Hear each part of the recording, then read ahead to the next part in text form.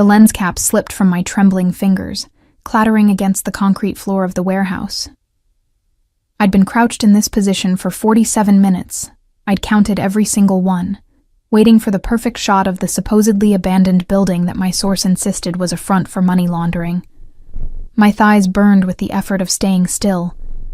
My lower back ached from the weight of my camera bag, and the Chicago winter had seeped through my boots until I could barely feel my toes anymore. This was my life now. Hope Martinez, not O'Neill, never O'Neill again. Freelance photographer who specialized in the kind of investigative work that paid just enough to cover rent on a studio apartment in Logan Square, and kept me too busy to think about the past I'd left rotting in Rosary 3 years ago. I retrieved the lens cap, my fingers clumsy with cold, and checked my camera settings for the 100th time. The light was finally right. That perfect golden hour glow filtering through the grimy windows, casting long shadows that would make even this hellhole look almost artistic. I needed 3 more shots to complete the series for the Tribune, and then I could go home, take a scalding shower, and pretend that my hands weren't shaking from something other than the cold. The vibration of my phone nearly made me drop the camera. I swore under my breath, always silent, always careful not to draw attention, and pulled it from my pocket. Unknown number, Chicago area code. I let it go to voicemail, as I did with most calls these days. The fewer connections, the safer. But then it buzzed again. Same number. Then again. My stomach tightened with a familiar dread, the kind that had become my constant companion since leaving Rosary. I answered on the 4th ring, keeping my voice low. Martinez. Ms. Martinez. This is Detective Chen, Chicago PD. I'm calling about... I hung up before she could finish. The police didn't call with good news, and I'd learned the hard way that getting involved with any kind of law enforcement, even as a witness or informant, meant questions. Questions led to background checks. Background checks led to Rosary. And Rosary led to everything I'd spent 3 years running from. The warehouse suddenly felt too small, too exposed. I packed my camera with practiced efficiency, my movements automatic from years of leaving places quickly. It was only when I stood that I noticed the black SUV idling across the street, its windows tinted so dark I couldn't see inside. It hadn't been there when I arrived. My heart kicked against my ribs, hard enough that I could feel it in my throat. I forced myself to walk, not run, toward the exit. The SUV didn't move. Maybe it was nothing. Maybe I was paranoid. Maybe... Hope O'Neill. The voice came from behind me, and I froze. Nobody in Chicago knew that name. Nobody. I'd been so careful, had changed everything. My last name, my social media, even my goddamn hair color from honey blonde to dark auburn. I'd erased Hope O'Neill from existence. I turned slowly, one hand already reaching for the pepper spray in my bag, and found myself looking at a man I didn't recognize. Mid-30s, expensive suit barely visible under his open coat. The kind of face that was meant to be forgettable except for the eyes. Those eyes had seen things, done things. I knew that look. I'd grown up around men who wore it like armor. "You have the wrong person," I said, my voice steady despite the adrenaline flooding my system. "My name is Martinez." "Sure it is." His smile didn't reach those dead eyes. "Just like Tyler Scott is just another fighter on the circuit, right?" The name hit me like a physical blow. I actually stumbled back a step, my shoulder hitting the brick wall behind me. Tyler. Tyler Scott. The boy I'd loved. The boy I'd destroyed. The boy who was supposed to stay buried in Rosary along with everything else. "I don't know anyone by that name." The lie tasted like ash in my mouth. "That's funny, because he sure as hell knows you." The man took a step closer, and I saw the outline of a gun under his jacket. "In fact, he's been looking for you for a while now, and Tyler Scott. When he wants to find someone, he finds them." My mind raced through possibilities, through escape routes, through the 9 different ways this conversation could end badly. What does he want? To talk. Another step closer. That's all. Just a conversation. And if I don't want to talk? His smile widened, and I saw the threat beneath it. I don't think you understand the situation, Ms. O'Neill. This isn't a request. Tyler doesn't make requests anymore. He makes arrangements. The words hung in the cold air between us, heavy with implication. I thought of the hope I used to be, the girl who'd been fearless, who'd climbed out of her bedroom window at night to meet Tyler in the old textile mill, who'd believed love could conquer anything. That girl was dead. She'd died 3 years ago on a blood-stained concrete floor, holding Tyler's broken body while her grandfather's men stood watch. But the woman I'd become? She knew how to survive. Where? The word came out stronger than I felt. The cage. Tomorrow night. 10 o'clock. Come alone, or don't come at all. He handed me a card. Plain white. Nothing but an address in Pilsen. And Ms. O'Neill? Tyler's not the same kid you left bleeding in Rosary. He's earned his crown. Don't make the mistake of thinking otherwise. He was gone before I could respond, disappearing into the SUV that pulled away so smoothly it might have been a ghost. I stood there in the gathering dusk, the card burning in my hand, and felt the carefully constructed walls of my new life beginning to crack. Tyler was here, in Chicago, looking for me. And he thought I'd left him to die. I made it back to my apartment on autopilot, my camera bag hitting the floor with a thud as I deadbolted the door behind me. The studio was barely bigger than my childhood bedroom had been, just a main room with a kitchenette, a bathroom, and a closet. But it was mine. Safe, anonymous. Or at least it had been until 5 minutes ago. I pulled out my laptop with shaking hands and did what I should have done the moment I left Rosary. I looked up Tyler Scott. The search results made my blood run cold. Tyler Chaos King Scott, undefeated underground fighter, 27 wins, 0 losses, wanted in 3 states for organizing illegal fighting rings, suspected ties to organized crime, last known location, Chicago, Illinois. The photos were worse than the headlines. Tyler, my Tyler, the boy who'd kissed me gentle, who'd held me like I was something precious, stared back at me from the screen with eyes that held nothing but violence. His face was harder, scarred across his left cheekbone and down his jaw. His body had transformed from lean teenage muscle to something altogether more dangerous. He looked like what he'd become. A weapon. I clicked through image after image, each one worse than the last. Tyler covered in blood, his fist raised in victory. Tyler surrounded by men who looked like they ate fear for breakfast. Tyler accepting a championship belt from someone whose face was blurred out, but whose reputation I knew. Marcus the Butcher Volkov, one of Chicago's most notorious crime bosses. My Tyler, except he wasn't mine anymore, was he? He never had been. Not really. The memories came flooding back. The ones I'd spent 3 years trying to drown with work and distance and sheer force of will. Tyler at 17, teaching me how to throw a punch in case I ever needed to defend myself. Tyler at 18, promising me forever under the stars behind the textile mill. Tyler at 19, holding my hand while we made plans to leave Rosary together. To start fresh somewhere, my grandfather's money and influence couldn't reach us. Tyler at 20, dying on the floor while I begged my grandfather to let me call an ambulance, while his men held me back, while the man I loved bled out, because he'd dared to love me back. Except he hadn't died, had he? He'd survived. And now, he wanted to talk.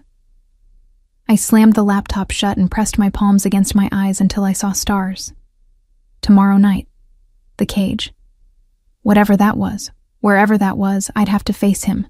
Have to look into those cold, violent eyes and explain the inexplicable. Have to make him understand that I'd saved his life the only way I knew how. by breaking his heart. My phone buzzed again. Different number this time, but I just knew. It was connected. I answered it. Hope O'Neill. Not a question, a statement. A woman's voice, smooth as silk, sharp as glass. I hear you've been summoned to the cage. Who is this? Someone who knows what you did 3 years ago. Someone who knows what your grandfather did. Someone who thinks maybe, just maybe, Tyler Scott deserves to know the truth. A pause. Be careful tomorrow night, Ms. O'Neill. The cage isn't just a place. It's a test. And Tyler? He doesn't forgive easily. The line went dead. I sat there in my darkening apartment, surrounded by the photographs I'd taken of other people's secrets, other people's lies, other people's sins, and realized with perfect, terrible clarity that I'd been running toward this moment since the night I left Rosary. Tyler Scott wanted answers, and I was the only one who could give them to him, even if those answers destroyed us both all over again. Because the truth about that night wasn't just complicated. It was catastrophic. And tomorrow, I'd have to decide. Tell him everything and watch him hate me for it, or stay silent and let him believe the lie that had kept him alive. Either way, the girl who'd loved Tyler Scott with everything she had was gone. But the woman who'd survived her, she was about to walk straight into the lion's den, and God help them both. I didn't sleep, didn't even try. Instead, I spent the night doing what I did best: research. The cage turned out to be exactly what it sounded like: an underground fighting arena in Pilsen, operating out of what used to be a meatpacking plant. The kind of place where money changed hands faster than blood hit the floor, where the rules were simple and brutal, and where Tyler Scott had apparently built his kingdom. My laptop screen glowed in the darkness of my apartment, casting blue light across the wall of research I'd assembled over the past 6 hours. Fight records, news articles, police reports that never quite stuck, witness statements that mysteriously disappeared. Tyler had risen through the underground circuit like a man possessed, leaving broken bones and shattered reputations in his wake.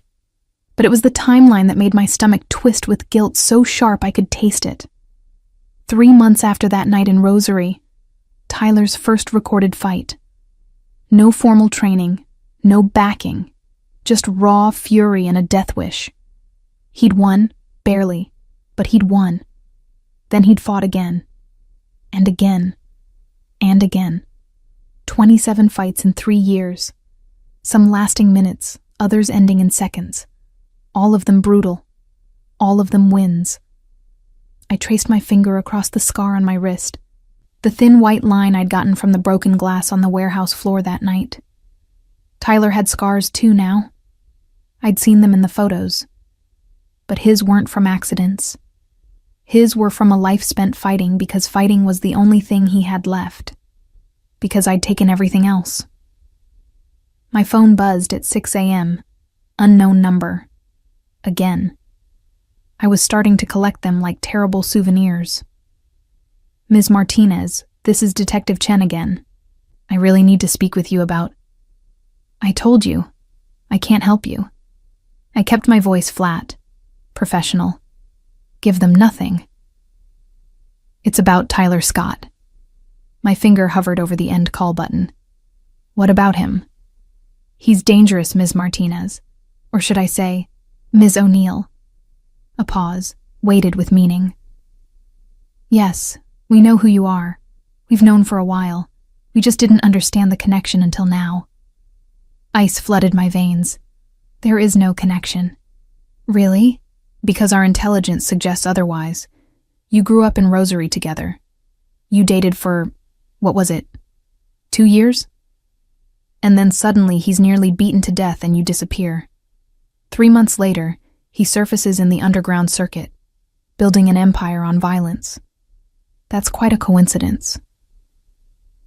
Life is full of coincidences, Detective. Not like this. Her voice hardened. Tyler Scott is a suspect in multiple felony assaults. He's connected to organized crime, illegal gambling, and suspected in at least 2 disappearances. Whatever hold he has over you, whatever history you share, it's not worth protecting him. I'm not protecting anyone. The lie came easily now, smooth as glass. I haven't seen Tyler Scott in 3 years. Then you won't mind if we put you under surveillance? For your own protection, of course. My hand tightened on the phone. Am I being charged with something? Not yet. Then this conversation is over. Don't call this number again. I hung up before she could respond, but the damage was done. The police knew about Tyler and me. They knew about Rosary. And if they knew, then my carefully constructed anonymity was already compromised. I had maybe hours before this whole thing exploded in my face. The day crawled by with agonizing slowness. I tried to work, tried to edit the photos from yesterday's shoot, but my hands shook too badly to hold the mouse steady. Every car that passed on the street below made me jump. Every notification on my phone sent my pulse racing. At 4 p.m., a package arrived. No return address. Just my name, Hope O'Neill, written in block letters that made my skin crawl. Inside was a single photograph. It took me a moment to understand what I was seeing. The image was grainy, taken from a distance but clear enough. Me, 3 months ago, standing outside the Tribune building. The date stamp in the corner made my blood run cold. November 15th. 3 months ago. Tyler had known where I was for 3 months. He'd been watching me for 3 months. Beneath the photo was a note, handwritten in the same block letters. You've gotten good at hiding, Hope, but you were never good enough. See you tonight. T. I dropped the photo like it was burning me. Tyler hadn't just found me. He'd been studying me, learning my routines, my habits, my life. The thought of him watching me from the shadows, knowing where I lived, where I worked, made my apartment feel suddenly suffocating. I grabbed my phone and did something I hadn't done in 3 years. I called a number I'd memorized but never dared to use. It rang 4 times before a familiar voice answered. Well. Hope O'Neill. I was wondering when you'd call. Siobhan. The name came out rough, almost angry. My best friend from Rosary. The only person besides Tyler who'd known all my secrets. How did he find me? Hello to you too. I could hear the smile in her voice, that particular blend of amusement and accusation. 3 years of silence, and that's the first thing you say to me? Siobhan, please. A sigh. He's been looking for you since the day you left. Do you really think you could disappear without him eventually figuring it out? Tyler's not the same kid you knew, Hope. He's got resources now. Money, connections. And he's got something else too. What? Motivation. The kind that comes from spending 3 years believing the love of your life betrayed him. The words hit like a punch to the gut. I didn't betray him. I saved him. Did you? Siobhan's voice went cold. Because from where I'm standing, it looks like you let your grandfather destroy him and then ran away to avoid watching the aftermath. You don't know what happened that night. Don't I? I know Tyler ended up in the ICU with a fractured skull, broken ribs, and internal bleeding. I know you disappeared the same night and never looked back. I know your grandfather made it very clear that if Tyler ever came near you again, they'd finish what they started. A pause. What I don't know is why you didn't fight for him, Hope. Why you let them win. Because if I'd fought, Tyler would be dead. The words stuck in my throat, too heavy to voice. It's complicated. It always is with you. Siobhan's voice softened slightly. Look, I'm not calling to judge you. I'm calling to warn you. Tyler's coming for answers, and he won't accept half-truths. He's not going to stop until he understands why you left. And Hope? When he finds out the truth about that night, the whole truth, I don't know if love or hate will win. There's nothing left to win, I said quietly. We're different people now. Are you? Because from where I'm sitting, you both look like people running from the same ghost. She paused. Be careful tonight. The cage isn't just Tyler's kingdom. It's his jury and executioner. Don't give him a reason to condemn you. The line went dead, leaving me alone with the photograph and the weight of 3 years of secrets. At 9:15 p.m., I stood outside the cage, dressed in dark jeans, combat boots, and a leather jacket that had cost me a week's pay, but made me feel slightly less vulnerable. The building looked exactly as abandoned as it should, all broken windows and rusted metal siding. But the line of expensive cars parked along the street told a different story. This was where Chicago's underworld came to play. The man at the door, a different man than yesterday, but cut from the same cloth, looked me up and down with barely concealed disdain. Name: Hope O'Neill. Something flickered in his eyes. Recognition, maybe respect, maybe pity. He's waiting for you. 2nd floor. Follow the sound of the crowd.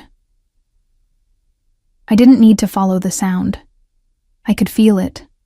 A low rumble that vibrated through the concrete walls, punctuated by roars that sounded almost inhuman.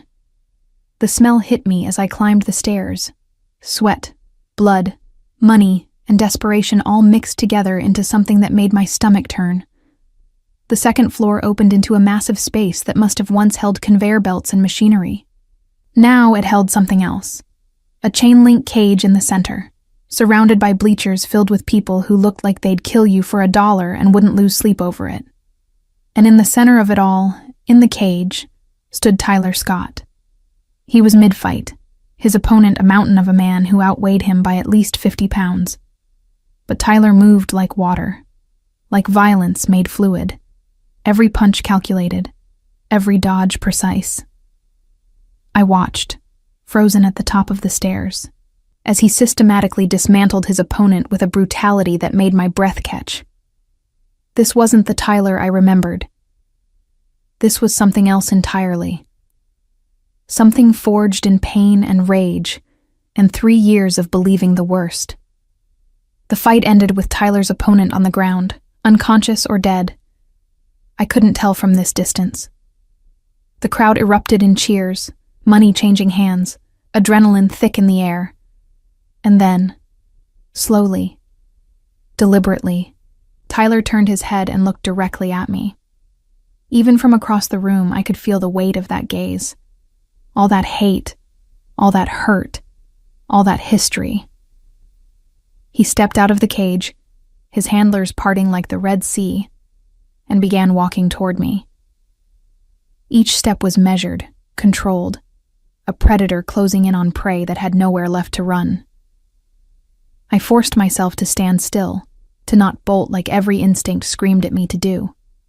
If I ran now, I'd never stop running. Tyler stopped 3 feet away, close enough that I could see the fresh blood on his knuckles, the old scars on his face, the cold calculation in eyes that used to look at me like I hung the moon. Hope O'Neill, he said, my name sounding like a curse in his mouth. 3 years, and you've barely changed. Still beautiful, still a liar. Tyler. Don't. The word cracked like a whip. Don't say my name like you have any right to it. Don't stand there looking at me like you're the victim. We both know what you are. And what am I? I kept my voice steady despite the way my heart hammered against my ribs. His smile was all teeth, no warmth. A coward who ran away rather than face what she'd done. A princess who let her grandfather destroy the man she claimed to love. A ghost who thought she could hide forever. He leaned closer, and I could smell the violence on him, sharp and metallic. But you were wrong about that last part, weren't you? Because I found you. And now we're going to have a conversation about that night. About what really happened. About every lie you told. You think you know what happened? I know enough. I know you stood there and watched while your grandfather's men beat me bloody. I know you left me to die, I know you disappeared without a word, without a call, without a goddamn explanation. His voice dropped to something dangerous, something that made the hair on the back of my neck stand up. What I don't know is why. And you're going to tell me, Hope. You're going to tell me everything. Or I swear to God, I'll make you wish you'd never been born. The threat hung between us, as real as the blood on his hands. And if I refuse? Tyler's smile widened. Then I'll make your new life as hell as you made mine. Every friend, every client, every safe space you've built in Chicago. I'll tear it all down. I'll burn your world to ash, Hope, just like you did mine. He meant it. I could see it in his eyes, in the set of his jaw, in the way his fists clenched at his sides like he was barely restraining himself from putting them through a wall. Or through me. 1 hour, I said, surprised by how steady my voice came out. 1 hour to explain. And then you let me go. Oh, sweetheart. The endearment dripped with venom. I'm never letting you go. Not until I have every answer, every truth, every secret you've been hoarding. You're mine now, Hope. You've always been mine, and it's time you remembered that. Before I could respond, his hand shot out and gripped my wrist, not hard enough to hurt, but firm enough to make his point. Come with me. We have a lot to discuss. And as he led me through the crowd, past faces that looked at me with curiosity and hunger, toward a door marked Private, I realized with crystal clarity that this wasn't just a confrontation. This was a reckoning. And Tyler Scott didn't take prisoners. He took payment. The question was, what currency would he accept for 3 years of hell? And did I have enough to pay? The private office was exactly what I expected from Tyler's empire. Bare concrete walls, minimal furniture, and a desk that looked like it had survived wars. The only decoration was a punching bag in the corner, stained with what I desperately hoped was just sweat. Tyler released my wrist and moved to lean against the desk, arms crossed, studying me like I was a particularly interesting specimen under glass. His chest still heaved slightly from the fight, and I could see the definition of muscle through his blood-stained shirt. The boy I'd known had been lean and hungry. The man before me was something carved from violence. Sit. He gestured to a metal folding chair. I'll stand. It wasn't a request. Something dark flickered in his eyes. But then, you never were good at following orders, were you? That's what got us into this mess. I sat, if only to avoid the fight that was brewing in the air between us. What do you want to know? Everything. Tyler pushed off the desk and began to pace, a predator wearing a path in the cage. But let's start with the basics. Why that night? We were going to leave together. We had a plan. And then suddenly your grandfather's men show up at the mill, and you're with them. The memory crashed over me like a wave. The textile mill, abandoned for years, had been our place. Where we'd stolen hours away from Rosary's judgment. Where Tyler had promised me a future that didn't include my grandfather's money or his expectations. Where I'd believed, for a brief and beautiful moment, that love was enough. I didn't bring them there, I said quietly. I never would have. Then how did they know? Tyler's voice rose. How did they know exactly where to find us? Exactly when we'd be there? Unless you told them, Hope. Unless you betrayed me.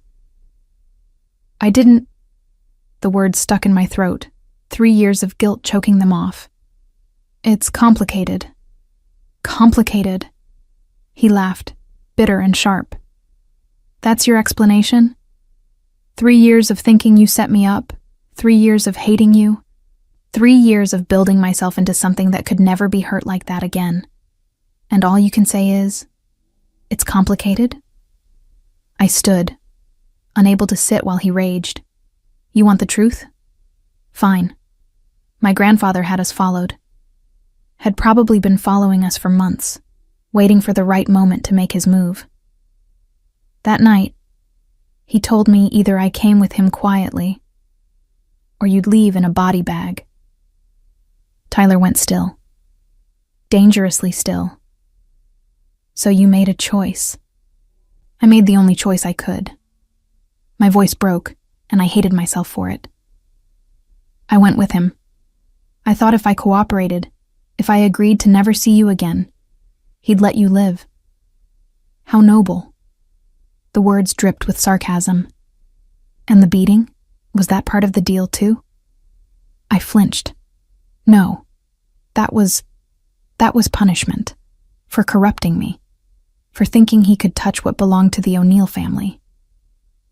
So they beat me until I couldn't stand, until I was choking on my own blood, until I was sure I was dying, and you just watched.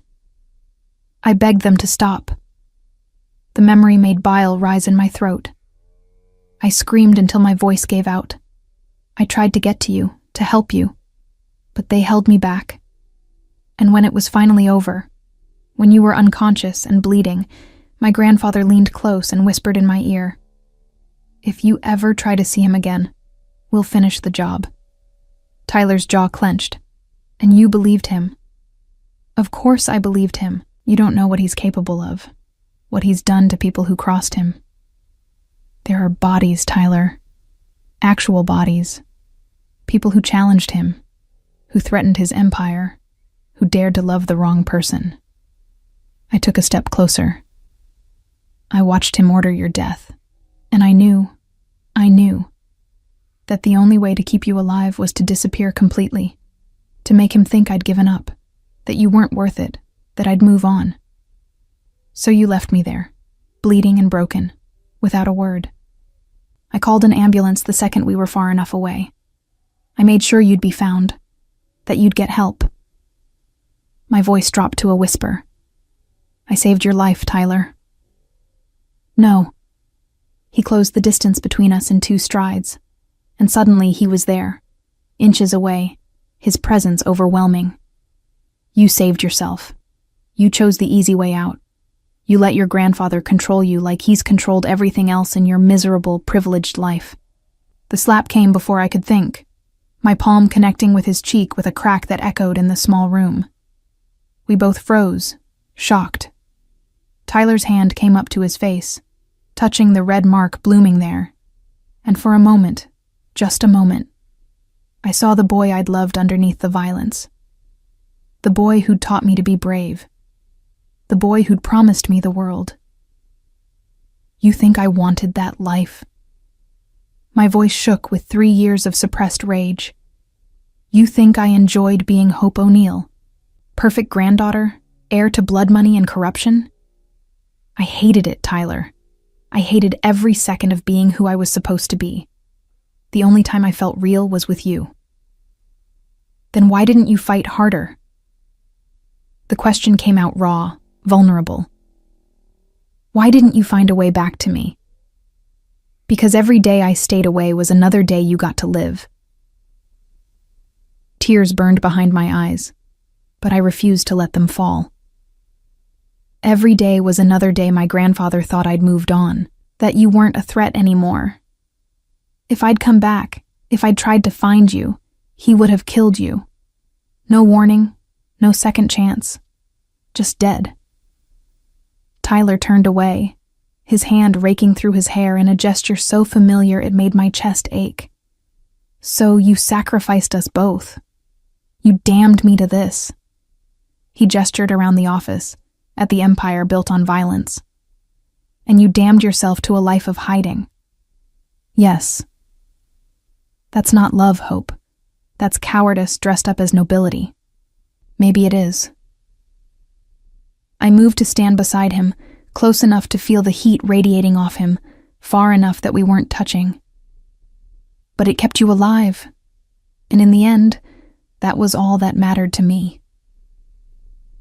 He finally looked at me, really looked at me, and I saw the war playing out behind his eyes. Hate and hurt and something else. Something that looked dangerously like the ghost of what we'd been. I built all of this. he said quietly. To become someone your grandfather couldn't touch. Someone powerful enough that if he ever came for me again, I'd destroy him. Someone who could protect you if you ever came back. A bitter laugh. Turns out I built it all for nothing.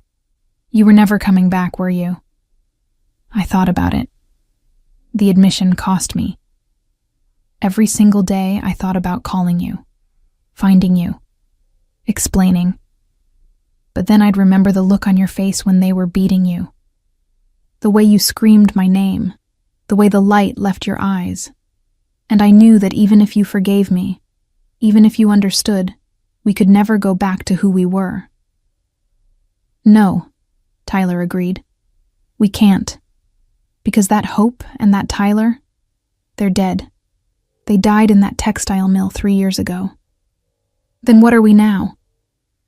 He turned to face me fully, and the intensity in his gaze made my breath catch. Survivors, ghosts, two people who loved each other once and destroyed each other trying to save what we had. His hand came up, hovering near my face but not quite touching. The question is, what do we do now? You tell me. You're the one who brought me here. I brought you here for answers. I got them. His hand finally made contact, fingers trailing along my jaw in a touch that was equal parts gentle and threatening. But answers don't change what happened. Don't erase 3 years of thinking you betrayed me. Don't make me trust you again. I'm not asking you to trust me. I'm not asking for anything. Aren't you? Tyler leaned closer, and I could smell the copper tang of blood, the salt of sweat, the ghost of the cologne he used to wear when we were young. Because it seems to me like you're asking for absolution, for me to tell you that you made the right choice, that sacrificing us was noble, that I forgive you. Do you? The question escaped before I could stop it. Forgive me? Tyler's smile was sad, broken. I don't know yet. Ask me again after I figure out if love or hate wins. The words hung between us, weighted with possibility and threat in equal measure. Before I could respond, his phone buzzed. He pulled away, the moment shattering, and checked the screen. His expression darkened. What? Your grandfather. Tyler turned the phone so I could see the message. Just 5 words, but they made my blood run cold. I know where she is. Terror, sharp and immediate, flooded my system. How did he? Because Rosary isn't the only place he has eyes. Tyler's jaw clenched. And because I wasn't careful enough. I should have known he'd be watching for any sign of you surfacing. What does this mean? Tyler looked at me, and for the first time since I'd walked into the cage, I saw something other than hate in his eyes. I saw the same protective fury that had once made him fight 3 guys who'd insulted me, that had made him promise to keep me safe no matter what. It means, he said slowly, that you're not safe anymore. Not in Chicago. Not anywhere. Unless... He stopped, something calculating crossing his face. Unless what? Unless you let me protect you. Stay close, where I can watch over you, where my people can keep you safe. I laughed, but it came out broken. You mean where you can keep me prisoner, where I can't run again? Can you blame me? Tyler's voice was hard. You ran once. What's to stop you from running again the second things get difficult? I told you why I ran. You told me a story. I still don't know if I believe it. He moved closer, invading my space again, his presence overwhelming. So here's the deal, Hope. You stay with me under my protection until I figure out what to do about your grandfather. And in exchange, you tell me everything. Every secret. Every lie. Every moment of the past 3 years. Complete transparency. And if I refuse? Tyler's smile was all predator. Then you leave here and hope your grandfather's men are feeling merciful. Spoiler alert, they're not. I wanted to argue. Wanted to tell him I didn't need his protection. that I'd been surviving just fine on my own for 3 years. But we both knew it was a lie. Alone, I was vulnerable. With Tyler, I at least had a chance. Even if that chance came with the price of facing everything I'd been running from. Fine. The word came out sharp. But I have conditions. Of course you do. He leaned against the desk again, arms crossed. Let's hear them. I'm not your prisoner. I can leave whenever I want. Denied. You leave when I say you can leave. Tyler, next condition. I gritted my teeth. I get my own space, my own room. You don't get to control every aspect of my life. Granted, though I'll be installing security measures. And you don't get to interrogate me 24/7. I'll answer your questions, but on my terms. Tyler considered this, his gaze never leaving mine. Acceptable, with one addition of my own. What? You don't lie to me, not even by omission. If I ask a question, you answer truthfully. No more secrets, Hope. No more running. He pushed off the desk and closed the distance between us. Can you do that? Can you be completely, brutally honest with me, even if it hurts? Could I? Could I tell him about the nights I'd cried myself to sleep thinking about him? About the ways my grandfather had threatened me to keep me in line? About the guilt that ate at me every single day, knowing Tyler was out there hating me? About the fact that despite everything, despite the violence and the rage and the 3 years of silence, I'd never stopped loving him. Yes, I whispered. I can do that. Then we have a deal. Tyler extended his hand, formal and strange after everything we'd just said to each other. I took it, his palm warm and calloused against mine. The touch sent electricity up my arm, familiar and foreign all at once. Welcome back to hell, Hope O'Neill, Tyler said softly. Let's see if we can survive each other this time. As he led me out of the office, past the crowds that parted for him like he was royalty, toward a future I couldn't begin to imagine, I realized something that should have terrified me, but instead felt almost like relief. I was Tyler Scott's now. Again. Still. Always. And this time, there was nowhere left to run. Tyler's apartment was nothing like I'd imagined. I'd expected cold concrete and minimalist brutality, a space that matched the violence of the cage. Instead, I found myself standing in a converted loft in River North, all exposed brick and floor-to-ceiling windows overlooking the Chicago River. The furniture was expensive but understated. Leather sofas, a kitchen with professional-grade appliances, artwork that probably cost more than my annual salary. It was beautiful, and it felt exactly like what it was, a cage with better decor. Guest room is through there. Tyler gestured to a hallway, his tone clipped and professional, as if we were strangers instead of two people whose histories were so tangled we might never separate them. Bathrooms attached. There's clothes in the closet, various sizes.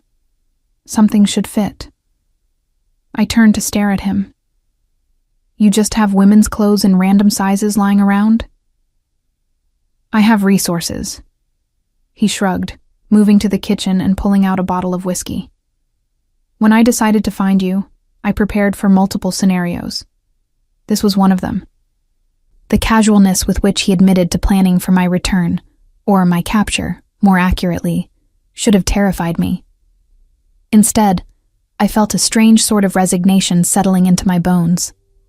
Tyler had spent 3 years building himself into someone who could control everything around him. Of course he'd prepared for this. How long have you known where I was? I asked, following him but keeping the kitchen island between us. Safety and distance. 5 months.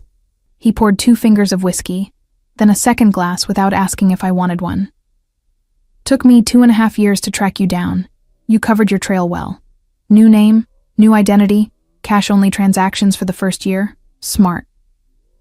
But not smart enough. Nobody's that smart. He slid 1 glass across the counter toward me. I have people everywhere, Hope. In the DMV, in banks, in police departments. Someone eventually slips. Someone always does. I didn't touch the whiskey. 5 months. You've been watching me for 5 months and only now decided to make contact? I needed to be sure. Of what? Tyler's eyes met mine over his glass. That you weren't bait. That your grandfather hadn't planted you in Chicago, waiting for me to surface. That you were really trying to hide from him and not from me. The implication stung. You thought I was working with him? I thought a lot of things. He drank, the movement smooth and practiced. Most of them dark, some of them true. But I watched you, Hope. I watched you work yourself to exhaustion for pennies.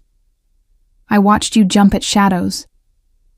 I watched you look over your shoulder every time you left your apartment. His voice softened, just slightly. And I started to wonder if maybe you'd been telling the truth about that night. Something twisted in my chest, painful and hot. But you still don't believe me. I believe pieces of it. Tyler set down his glass with deliberate care. I believe your grandfather threatened me. I believe you were scared. What I don't believe is that running was the only option. What I don't believe is that you couldn't have found another way. There was no other way. There's always another way. His voice hardened. You just weren't brave enough to find it. The accusation landed like a physical blow. I grabbed the whiskey and drank it in one burning swallow, needing something, anything, to push down the rage and guilt and grief all warring inside me. You don't get to judge me for the choices I made to keep you alive. Don't I? Tyler moved around the island, closing the distance between us with that predatory grace I was starting to recognize. You made those choices without consulting me, without giving me a say in my own life.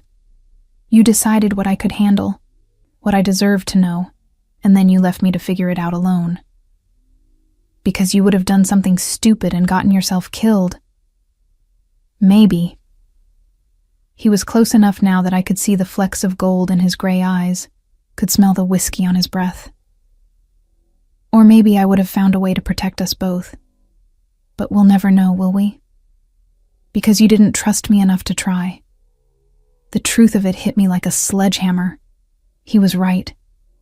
I'd made every decision based on fear. Fear of my grandfather, fear of what he'd do, fear of losing Tyler. But in trying to save him, I'd taken away his agency, his choice, his right to fight for us. I'm sorry. The words came out broken. I'm sorry I didn't trust you. I'm sorry I ran. I'm sorry for everything. Tyler studied me for a long moment, his expression unreadable. Then he did something unexpected. He reached up and touched my face, his calloused fingers gentle against my cheek. I don't want your apologies, Hope. I want the truth. All of it. Starting with why your grandfather is contacting me now, 3 years later. The touch sent electricity through my system, familiar and dangerous. I forced myself to step back, breaking the contact. I don't know.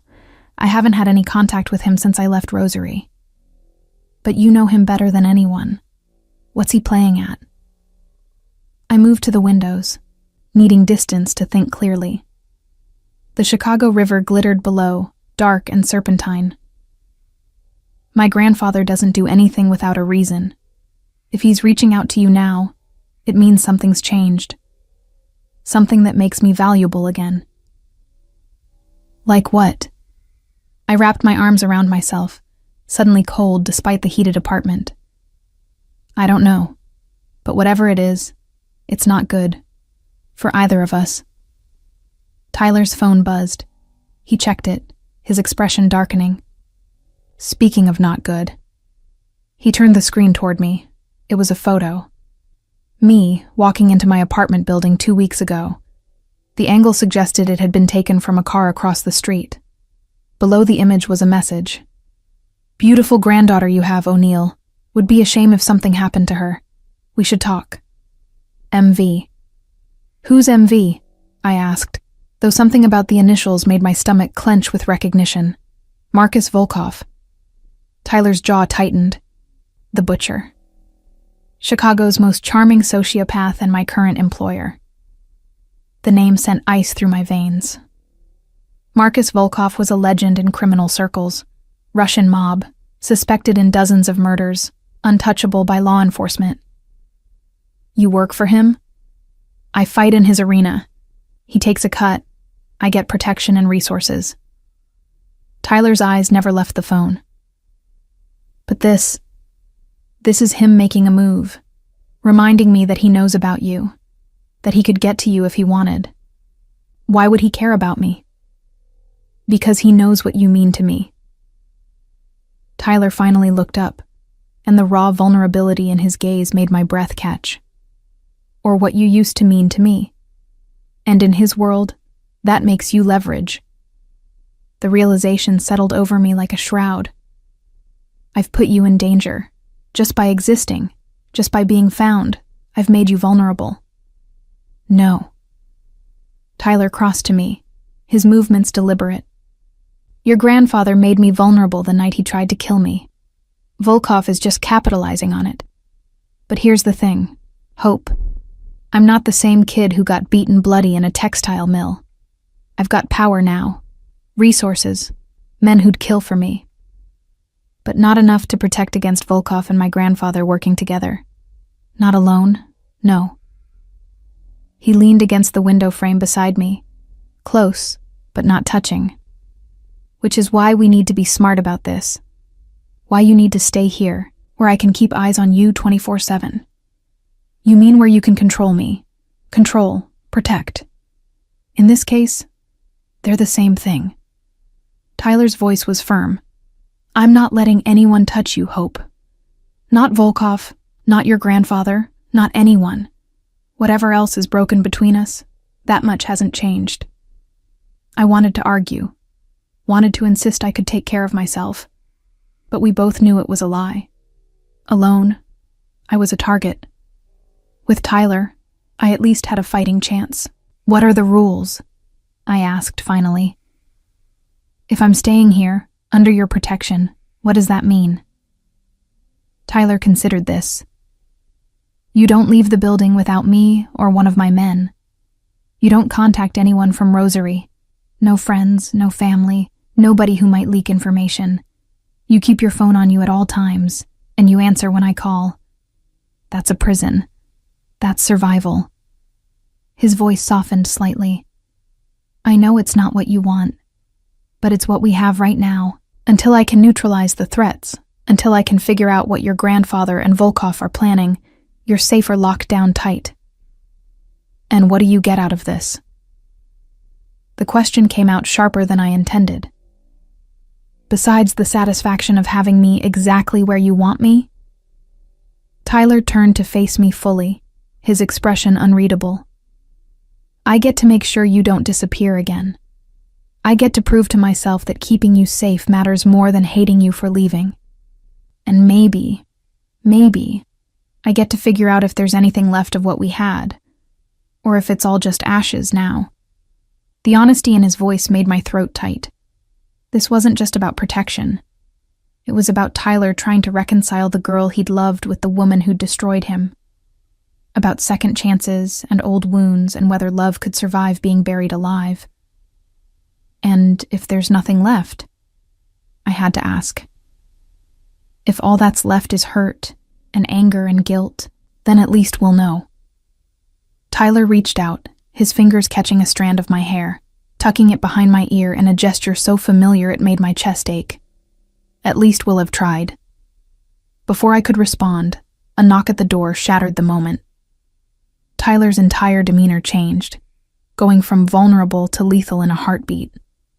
His hand moved to the small of his back, where I now noticed the outline of a gun tucked into his waistband. Stay here. His voice was all command now. Don't move until I tell you. He crossed to the door with that fluid violence I was starting to recognize, checking the peephole before visibly relaxing. He opened the door to reveal a woman, late 20s, dark hair pulled back in a severe bun, wearing tactical gear that suggested she was more than just a friendly visitor. "Boss." She nodded to Tyler. Then her eyes found me. "This her?" "Yeah." Tyler stepped aside to let her in.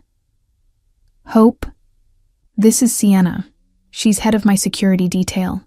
She'll be coordinating your protection." Sienna looked me up and down with the kind of assessment that made me feel like a piece of equipment being evaluated. "Volkov's already got people watching the building. I've got counter surveillance in place, but we need to move her to a more secure location." "No." Tyler's voice was firm. "She stays here.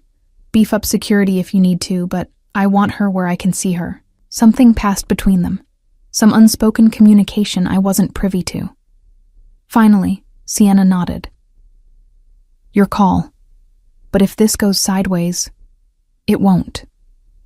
After Sienna left with orders to triple the security detail, Tyler turned back to me. The vulnerability from before was gone, replaced by the hardened fighter I was coming to know. "Get some rest. Tomorrow we start planning our next move." "What move?" His smile was cold. "The one where I remind your grandfather and Volkov exactly why they should fear me. The one where I prove that Hope O'Neill isn't leverage. She's off limits. The one where I burn down anyone who tries to touch what's mine." The possessiveness in his voice should have terrified me. Instead, it sent a shiver down my spine that had nothing to do with fear. "I'm not yours, Tyler." He crossed to me, close enough that I had to tilt my head back to meet his eyes. "Keep telling yourself that, sweetheart. But we both know it's a lie. You've been mine since the moment I saw you sneaking cigarettes behind the school when we were 16. You were mine when you climbed out your window to meet me. You were mine when you let me touch you, kiss you, love you." His hand came up to cup my face. "And you're mine now, even if you hate me for it. Even if I hate myself for still wanting you." "Tyler." He kissed me before I could finish. Not gentle, not tentative, but hard and desperate and full of 3 years of rage and longing. I should have pushed him away. Should have reminded him that we were broken, that too much had happened, that some wounds don't heal. Instead, I kissed him back. It was like falling into fire, hot and dangerous and impossible to escape. His hands tangled in my hair, his body pressing mine against the window, and for just a moment, we weren't the people we'd become. We were Hope and Tyler, 2 kids from Rosary who'd loved each other stupid and paid the price. Tyler pulled away first, his breathing ragged, his eyes dark with desire and something more complicated. "That was a mistake." "Probably." My voice was steadier than I felt. "It can't happen again." "No, not until I figure out if I forgive you." "I understand." We stood there, inches apart, both of us breathing hard, both of us lying through our teeth. Because that kiss hadn't been a mistake. It had been inevitable, and it would definitely happen again. Tyler stepped back, running a hand through his hair in frustration. "Your room is through there. Lock the door if you want. Not that it'll keep me out if I decide to come in." "You wouldn't. Don't test me, Hope. You might not like what you find." He left me standing there, disappeared into what I assumed was his own bedroom, leaving me alone with the taste of whiskey and regret on my lips. I made my way to the guest room, found it exactly as promised. Spacious, comfortable, with a closet full of clothes in my size. Everything I could need. Everything except freedom. I lay in bed, staring at the ceiling, and tried not to think about Tyler sleeping down the hall. Tried not to remember the way his hands felt in my hair, the way his mouth moved against mine, the way my body had responded like it remembered something my mind refused to acknowledge. I tried not to think about the fact that for the first time in 3 years, I felt almost safe, even if that safety came with a price I wasn't sure I could afford. My phone buzzed. Unknown number. Again. I almost ignored it, but something made me look. The message was just 3 words. He's coming for you. No signature, no context, just a warning that made my blood run cold. I stared at those words until they blurred, until sleep finally claimed me, until I dreamed of textile mills and blood on concrete, and Tyler's voice calling my name like a prayer and a curse all at once. Tomorrow would bring answers. Tomorrow would bring plans. But tonight, I was Tyler Scott's, prisoner, protected, or something in between that had no name yet. And God help us both. I woke to the smell of coffee and the sound of voices in the living room. For a moment, I forgot where I was. Forgot the past 3 years. Forgot Chicago. Forgot everything except the muscle memory of waking up safe. Then reality crashed back, and I remembered. Tyler. Protection. Prison. The digital clock on the nightstand read 7:43 a.m. I'd slept for 6 hours, the most uninterrupted sleep I'd had since leaving Rosary. My body felt heavy with it, reluctant to face whatever came next. I found clothes in the closet, dark jeans that fit perfectly, a soft gray sweater, boots that looked expensive but practical. Someone had thought of everything. The realization made my skin crawl with the reminder of how thoroughly Tyler had prepared for this. When I emerged, I found Tyler in the kitchen with 2 men I didn't recognize. One was older, maybe 50, with silver threading through dark hair and the kind of face that had seen violence and decided to make it a career. The other was younger, lean and wired, with the look of someone who never quite stopped moving. All 3 turned when I entered. Tyler's eyes swept over me, something unreadable flickering across his face before he shuttered it. Hope, this is Declan. He gestured to the older man. He handles my business interests, and that's Connor, my second at the cage. Declan extended a hand, his grip firm but not aggressive. Ms. O'Neill, I've heard a great deal about you. Nothing good, I'm sure. His smile was slight. Nothing simple, certainly, but Tyler's business is his own. Connor just nodded, his eyes sharp and assessing. I got the distinct impression he was cataloging my weaknesses, figuring out how quickly he could take me down if necessary. It should have scared me. Instead, it reminded me of my grandfather's men. All business, no sentiment. I'd grown up around predators. I knew how to move among them. Coffee? Tyler offered, already pouring before I could answer. He handed me a mug, our fingers brushing in the exchange. The touch sent electricity up my arm, unwelcome and unavoidable. We were just discussing your grandfather, Declan said, pulling up something on his tablet. Interesting man. Patrick O'Neill. Built his textile empire from nothing, owns half of Rosary's real estate and has his fingers in more pies than we can count. And probably controls the other half through shell companies and blackmail, I added. My grandfather doesn't believe in leaving loose ends. Like you. Connor spoke for the first time, his voice carrying a slight Irish lilt that reminded me uncomfortably of home. Like me, I agreed. I'm the loosest of ends. The one that got away. Tyler leaned against the counter, coffee in hand. Tell them about the night you left. What he said to you. The memory made my stomach turn. He said I had a choice.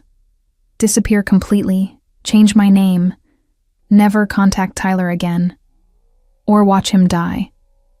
Not quickly, not cleanly, but slowly, painfully, as an example to anyone else who thought they could touch O'Neill property.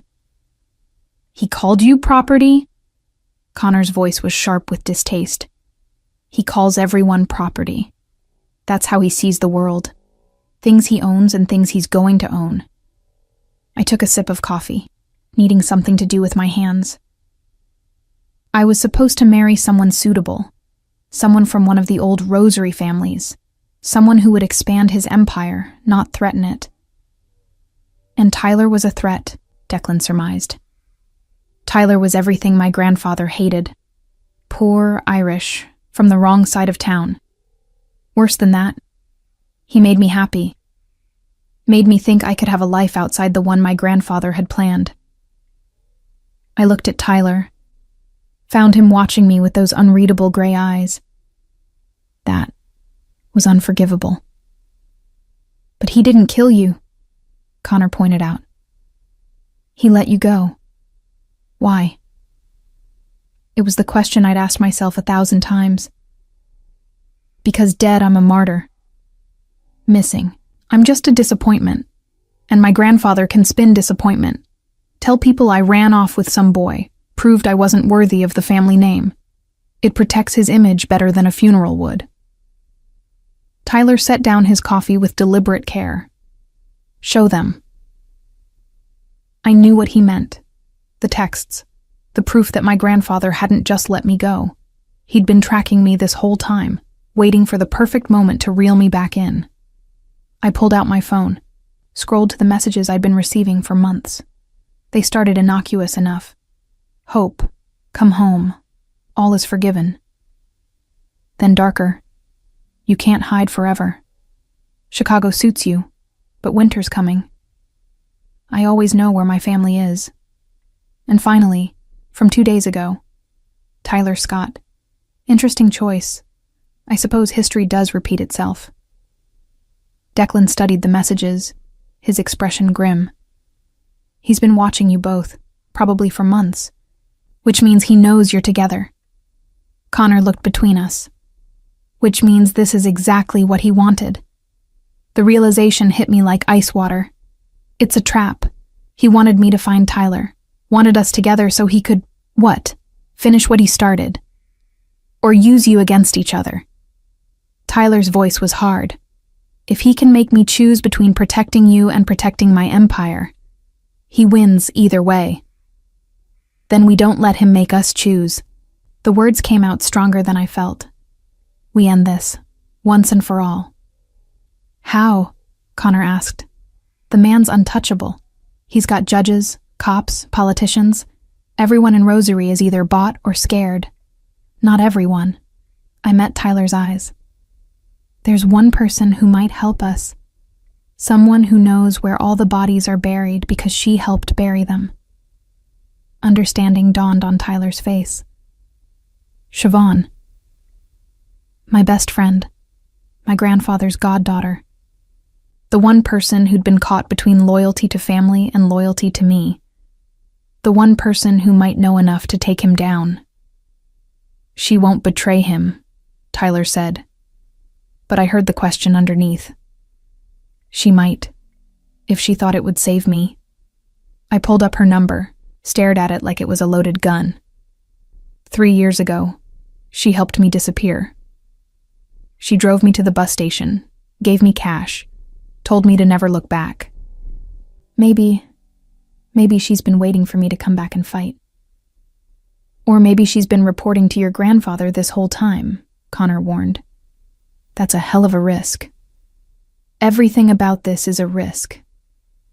I looked at Tyler.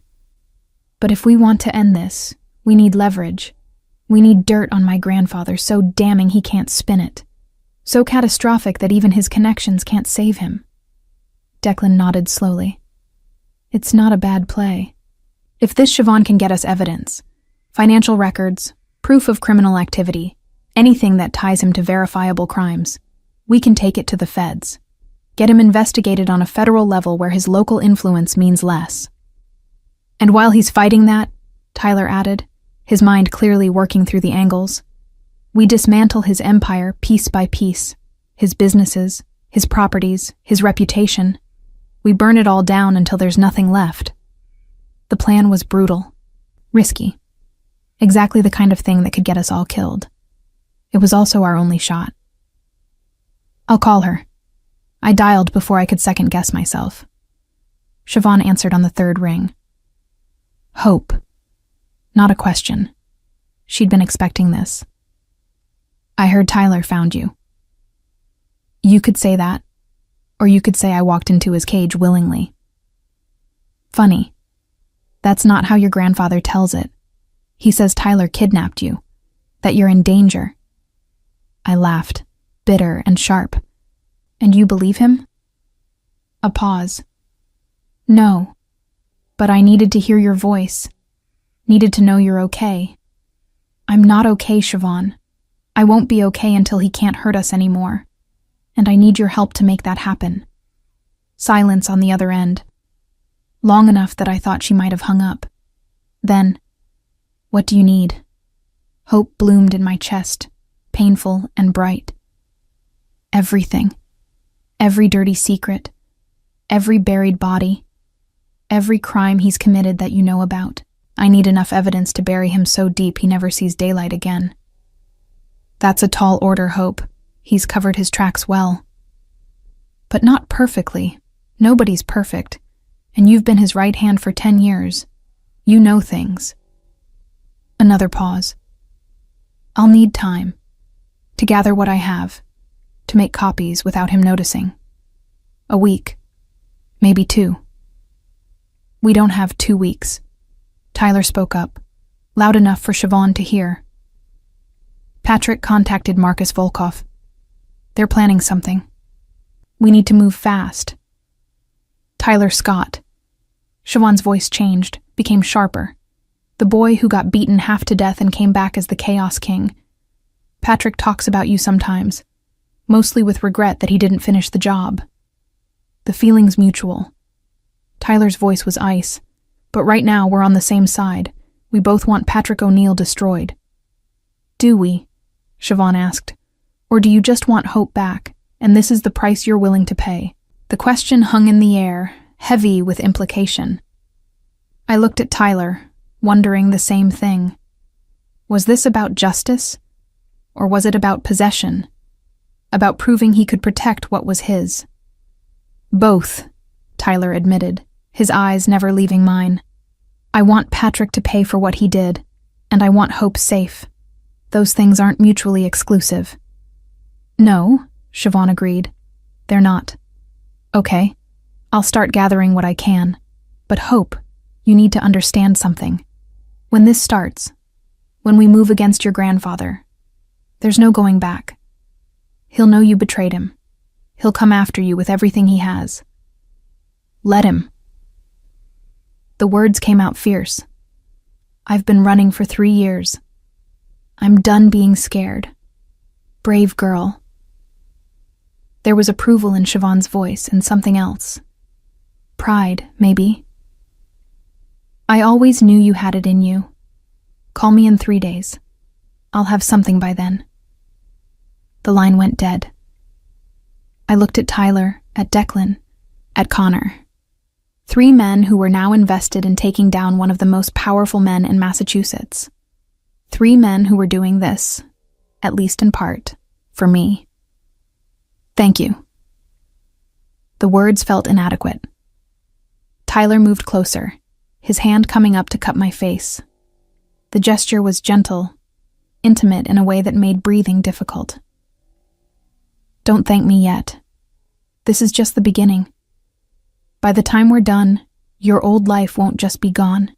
It'll be scorched earth. No going back to Rosary.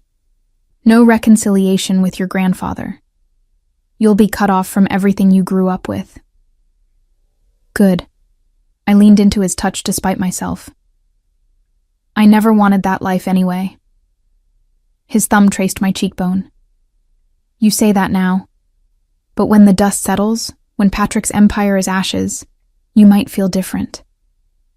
I won't. Promise? The question was weighted with something more than words. I promise. Tyler studied my face for a long moment, searching for something. Then he did something that surprised me. He pressed his forehead to mine, his breath warm against my lips. Don't make me regret believing you, he whispered. I can't survive being wrong about you twice. Before I could respond, his phone rang. He pulled away, checked the screen, and every muscle in his body went tense.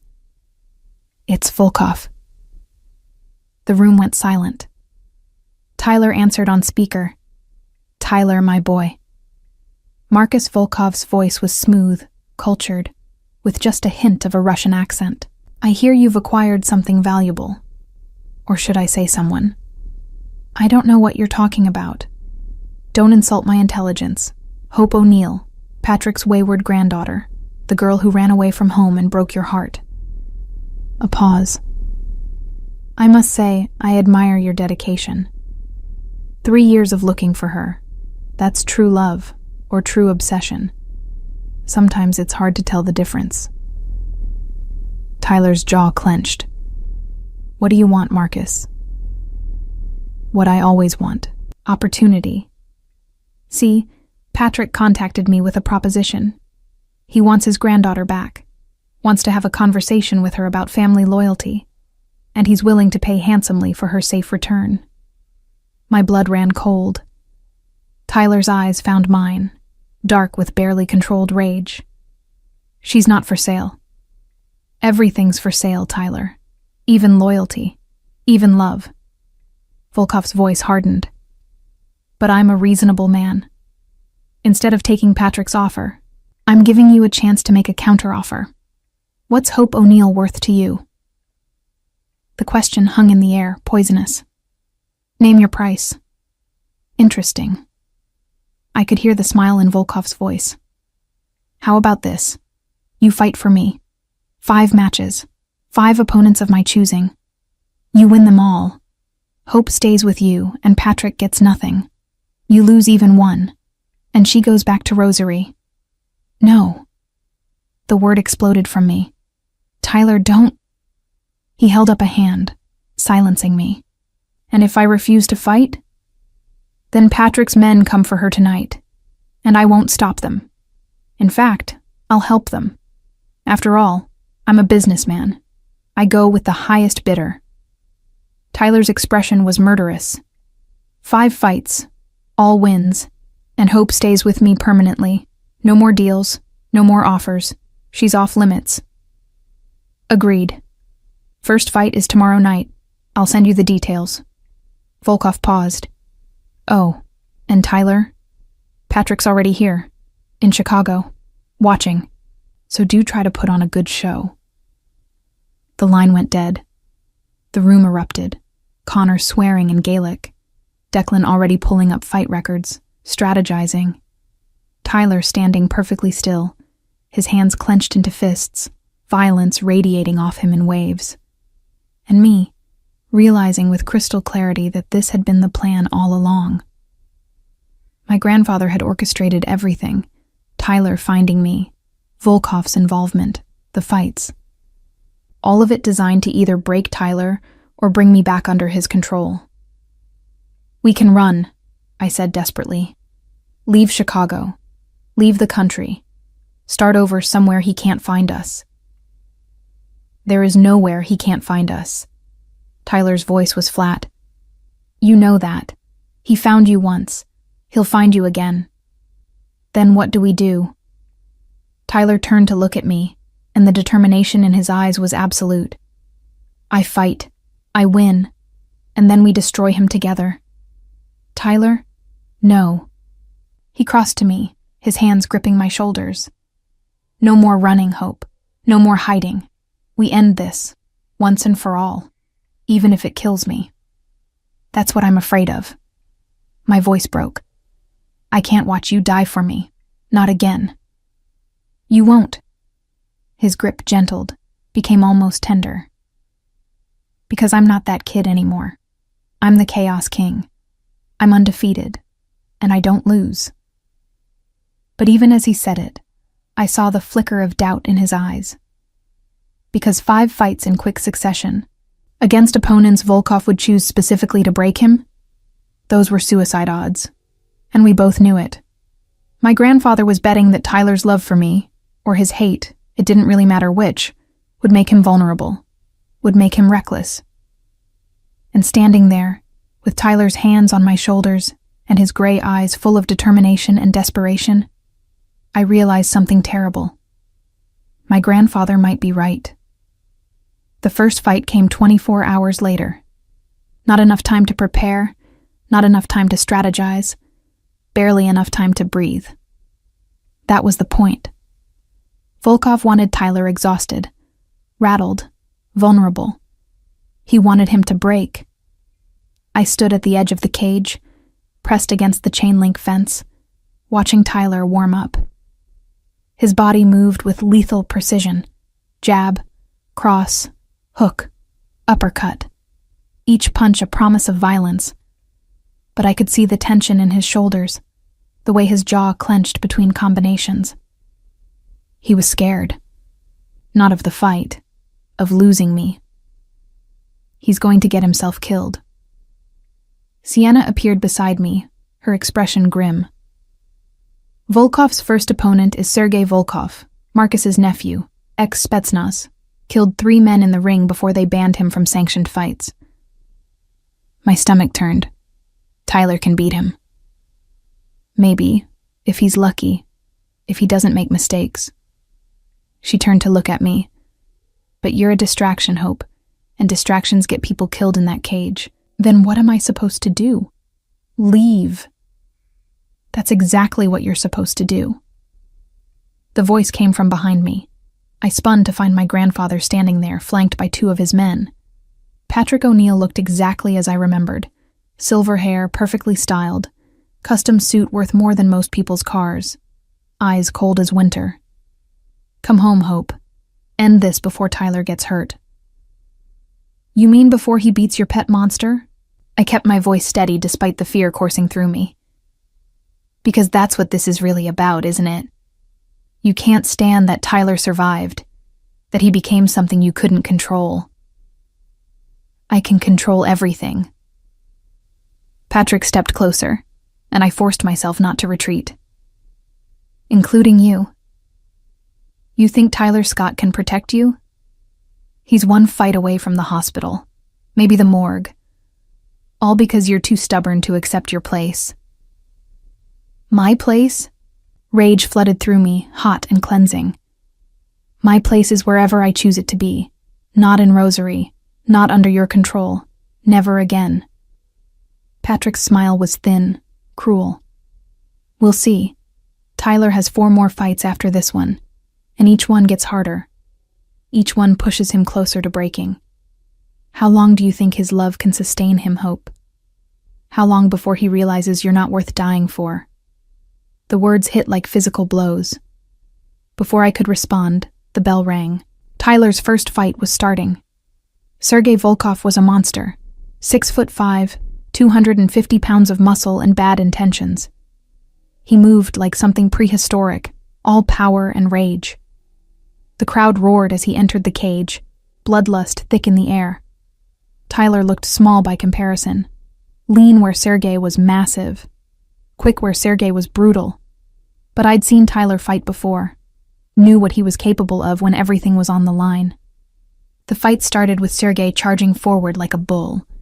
Tyler sidestepped, landing a quick combination to the ribs. Fast, precise. But Sergei barely flinched. He swung a haymaker that would have decapitated Tyler if it had connected. Tyler ducked, came up with an uppercut that snapped Sergei's head back. Blood. First blood. The crowd went wild, but Sergei just smiled. What followed was 3 rounds of the most brutal violence I'd ever witnessed. Sergei was a wrecking ball, each punch capable of ending the fight. Tyler was lightning, darting in and out, landing shots, avoiding the worst. But avoiding wasn't enough. He needed a knockout. Needed to prove he could still win when everything mattered. In the 3rd round, Tyler took a hit. A glancing blow to the temple that sent him staggering. Sergei smelled blood, pressed forward. The crowd was screaming. My grandfather was smiling. And Tyler. Tyler looked at me through the chain-link fence, our eyes meeting across the chaos. I saw the question there. Is this worth it? Are you worth it? I nodded. Once. Firm. Tyler's expression hardened. He planted his feet, stopped retreating, and met Sergei's charge head-on. It was suicide. It was beautiful. Tyler slipped inside Sergei's guard, landed a brutal combination to the body, then came up with a hook that caught Sergei perfectly on the jaw. The giant went down like a felled tree. The referee counted. 10 seconds that felt like eternity. When he hit 10, the cage erupted. Tyler had won. He stumbled to the fence where I stood, blood running from a cut above his eye, his face already swelling. "One down," he said, his voice rough. "4 to go." "Tyler, don't." He pressed his forehead against the fence, as close as we could get with the chain link between us. "Don't tell me to stop. Don't tell me it's not worth it. I'm seeing this through." "I know." I reached through the fence, my fingers finding his. "Just don't die. Please don't die." "Not planning on it." He squeezed my hand, then pulled away as his team surrounded him, already preparing for the next fight. I turned to find my grandfather gone, but I knew he'd be back. He always came back. The next 3 fights happened over 3 nights, each one more brutal than the last. Volkov chose his opponents carefully, a submission specialist who nearly snapped Tyler's arm, a Muay Thai champion who turned Tyler's ribs into a kaleidoscope of bruises, a ground-and-pound wrestler who almost choked him unconscious. Tyler won them all, barely, bloodied and broken but still standing. By the 5th fight, he could barely walk without wincing. His face was a mess of cuts and bruises. His body was held together by tape and painkillers and sheer stubbornness. And still, he fought. The 5th opponent was the worst. Connor, the Reaper, McGrath.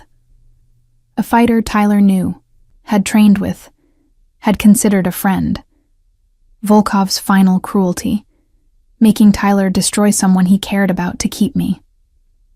I watched from the same spot I'd occupied for 4 nights, my hands gripping the fence until my knuckles went white. Connor entered the cage, his expression apologetic. He didn't want this fight any more than Tyler did.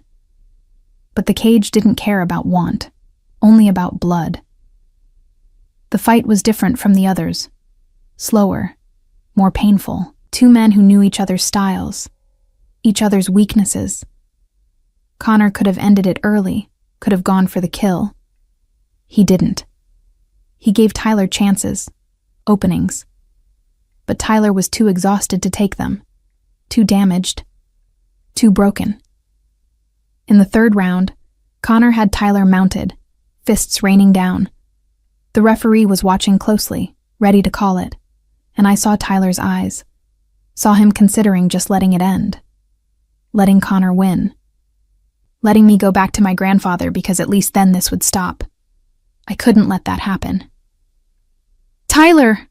I screamed his name over the roar of the crowd. "Tyler, look at me!" His eyes found mine through the blood and sweat and pain. "I love you!" The words tore out of me. 3 years of suppressed truth finally breaking free. "I love you, and I'm not going anywhere. So get up and finish this." Something changed in Tyler's face, some last reserve of strength, of will, of pure, stubborn refusal to quit. He bucked Connor off, scrambled to his feet, and when Connor came at him again, Tyler was ready. The knockout came 30 seconds later. Clean. Final. Devastating. Tyler had won all 5 fights. The cage went silent as the implication sank in, then erupted into chaos. Money changing hands, accusations of fixing. Volkov's face was thunderous. And my grandfather was already moving toward the exit, his men around him. "Stop him!" I grabbed Sienna's arm. "Don't let him leave." But it was too late. Patrick O'Neill disappeared into the Chicago night, taking his threats with him. Tyler stumbled out of the cage and into my arms. I caught him, both of us sinking to the floor as his legs gave out. "Did I win?" His voice was slurred, concussed. "Tell me I won." "You won." Tears streamed down my face. "You won everything. All 5. You're done." "Good." He slumped against me. "'Cause I can't fight anymore. Not tonight. Maybe not ever." "You don't have to." I held him tighter. "You proved your point. Now let me get you help." Declan appeared with a medical team. They took Tyler, and I followed, refusing to let go of his hand even as they loaded him into an ambulance. We rode to the hospital in silence, Tyler drifting in and out of consciousness, me counting every breath to make sure he was still alive. 3 days later, Tyler was released. Concussion, cracked ribs, torn ligaments, but nothing permanent. Nothing that wouldn't heal. We returned to his apartment to find Siobhan waiting. "I have it." She held up a flash drive. Everything. Every crime. Every payoff. Every buried body. Enough to put Patrick away for life. I took the drive with shaking hands. "How did you—" "He trusted me." Siobhan's smile was bitter. That was his mistake. I've been documenting everything for years, waiting for someone to be brave enough to use it. Turns out that someone is you. The next week was a blur. Federal investigators, testimony, evidence presented in courtrooms and to grand juries. Patrick O'Neill's empire began to crumble, one indictment at a time. Tax evasion, money laundering, racketeering, murder. The charges kept coming. And through it all, Tyler and I stayed together. Not as lovers, not yet. Too much was still broken between us, but as allies, as partners in the destruction of everything that had tried to destroy us. Patrick was arrested on a Tuesday morning. I watched it happen from a federal building in Boston, standing beside Tyler, his arm in a sling, but his presence steady. My grandfather looked smaller in handcuffs. Diminished. Just a man, after all. Not the monster he'd convinced everyone he was. He looked at me as they led him past. "You've made a terrible mistake, Hope. You'll regret this." "No," I said quietly. "The only thing I regret is not doing it sooner." 3 months later, I stood in Tyler's apartment, our apartment now, watching snow fall over Chicago. The cage had closed. Volkov had disappeared, either arrested or fled. Tyler's empire of violence had crumbled, and he'd let it go without a fight. We were broke, relatively speaking. Tyler had some savings. I had my photography. We had each other. It was enough.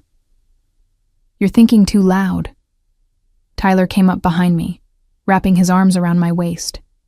The physical therapy had worked. His ribs had healed. The bruises had faded. But the scars remained. Visible and invisible both. "I'm thinking about the future." I leaned back against him. "About what we do now. Now we live." His breath was warm against my neck. "We figure out who we are when we're not running or fighting or surviving. We try to build something real. And if we can't, then we try anyway." He turned me to face him, his hands cupping my face. "I meant what I said in that cage, Hope. I love you. I never stopped. But I don't know if that's enough. If love can survive everything we've put it through. Then we find out." I rose on my toes, pressing my lips to his. The kiss was gentle, tentative, nothing like the desperate claiming from before. This was a question, not a demand. A beginning, not an ending. When we pulled apart, Tyler smiled. Really smiled. The first genuine smile I'd seen from him since I'd walked into the cage all those weeks ago. "Okay," he said simply. "Let's find out." And so we did. Day by day. Mistake by mistake. Slowly learning how to love each other without the pressure of survival, without the weight of violence, without anything except the choice to keep choosing each other. It wasn't easy. Some days were harder than others.